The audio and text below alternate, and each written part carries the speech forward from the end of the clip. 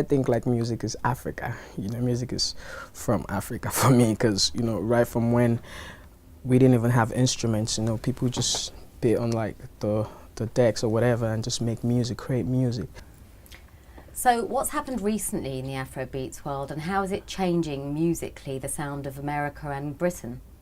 Like what we make now is I would say is, I would call it Afro pop, because it's like has the influence from Afrobeats music, and we draw inspiration from like pop records, dancehall records, reggae and stuff. So it's like what we do, I would say, is like Afro pop. I would say the UK has played like a big part in Afro pop, like getting recognition like worldwide, and I feel like that is still gonna keep going, and I feel like the US is catching up right now, and the rest of the world. Like music is a universal language. You don't need to understand what someone is saying to feel the music or love the music. So like for me, I feel like it's just gonna really bring this industry mainstream, and it's still gonna do a lot. It's gonna contribute, like probably take over the world, because that's like everyone has a little bit of Afro pop like sound inspired, like Afro beats. Like look at Drake, like on his last album, like look at Alicia Keys, what she's doing right now with the sound income on that record. Like everything is coming back home. So I feel like Africa is really gonna take over the world with the sound.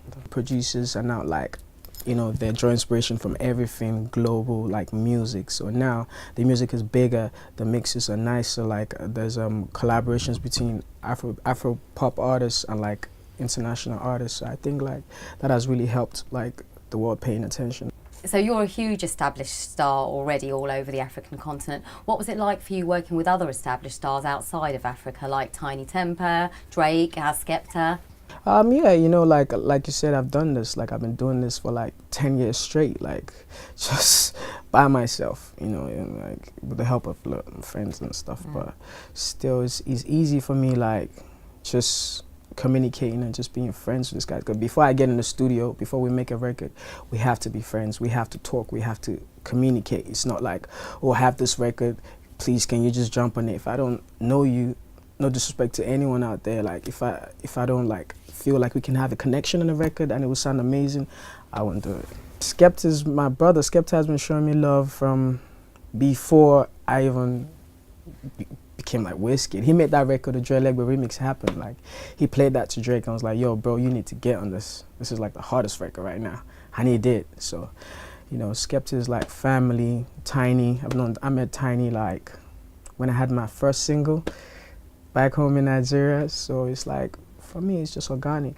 It's nothing forced. Just like big shout out to my friends and everyone showing me support. You were raised by a Pentecostal mother and your father practiced Islam. How did that shape you as a person?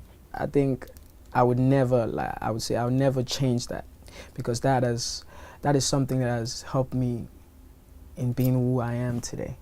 Living in a house where my mom is like Christian and my dad is Muslim, and I never one time had an argument about the religion or what the kids wanted to do, because my dad would be like, yo, do whatever you want. If you want to be a Muslim, cool, go to the church. If you want to go to the mosque, go to the mosque. Like, do whatever you like. Then it was never that.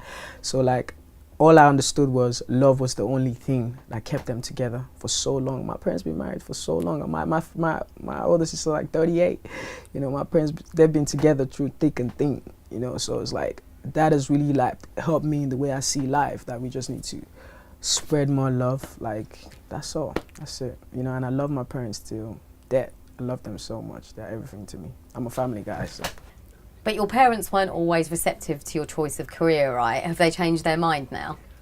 For every parent, of course, like when they see their kid growing up and they think like, oh, you're making a career decision that they're not sure about, like especially coming from Africa, and I was the first kid to ever I was the first young artist to ever blow up on the scene. So my parents didn't even believe that there was a chance in that. So I was like, yo, just stay in school, study. We don't want you going to the studios. And my dad used to fight me every time, like, don't go to the studios, stay at home, study, and that. But, like I just had like my dreams and I just followed them, man. But now my parents, like I just had to convince them by, doing well in school, doing my shows, making sure that they see from the outside. Like people tell them, yo, did you see what your kid did, man? Your kid just, went to the show, had like 40,000 people. That's when my dad was like, okay, maybe it's serious. And my dad had like, yo, he did a show and they had 40,000 people. Like, okay, maybe this music thing is a serious thing, you know. So and they've been so supportive of me since then. So big shout out to my parents. Like I said, I love them too much, man. And you grew up with lots and lots of sisters, female siblings. What was that like? Like, I feel like I know women so much. Like, when I sit down and have a conversation with a girl, like, I feel like I can touch, like, the inner part of you, that inside you. You know, like, that has really helped me. Because I grew up with 7 sisters around me, and they were just, I've seen them fight today. I'll never talk to this guy, and tomorrow they're all crazy with the guy enjoying themselves. So it's like, that has really helped me to like understand women and like, you know, women are like special people. I have love for a lot of women. I probably have more female friends than guy friends. I don't even like talking to guys, to be honest. I just like have a whole lot of female friends, you know.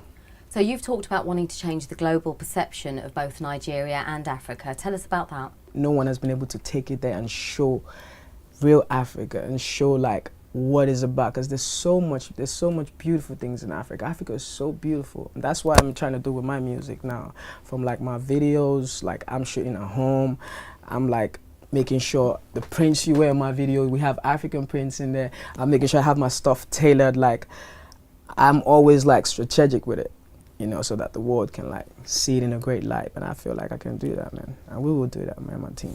I'm just blessed to be here and just play my part and contribute, you know, to the music the way I know best, or to the best of my abilities, and just take it to where I can, so that the next kids and the next generation can like benefit from this and just take it there, you know. So I'm just playing my part, to be honest. I don't see this as I'm the leader of this new school and nah, I'm just playing my part and making music, you know. Before now, there's never really been like that African artist that's been able to take it there.